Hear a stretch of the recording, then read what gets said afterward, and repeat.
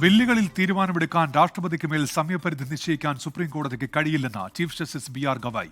ഒരു കേസിലും കേന്ദ്ര സർക്കാരിൽ നിന്ന് സമ്മർദ്ദം നേരിടേണ്ടി വന്നിട്ടില്ലെന്നും വിരമിക്കൽ ദിനം ചീഫ് ജസ്റ്റിസ് വ്യക്തമാക്കി. വിരമിക്കലിന് ശേഷം ഒരു ഔദ്യോഗിക പദവിയും ഏറ്റെടുക്കില്ലെന്നും ജസ്റ്റിസ് BR ഗവായ് അറിയിച്ചു.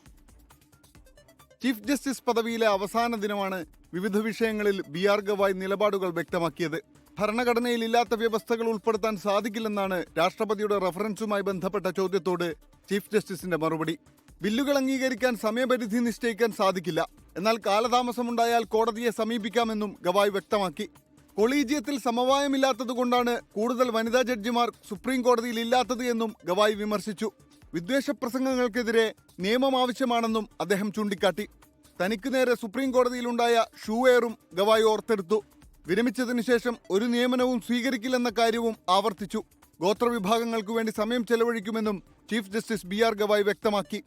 ജസ്റ്റിസ് സൂര്യകാന്ത് നാളെ സുപ്രീം കോടതിയുടെ 53ാം ചീഫ് ജസ്റ്റിസായി ചുമതലയേൽക്കും. 24 ഡൽഹി.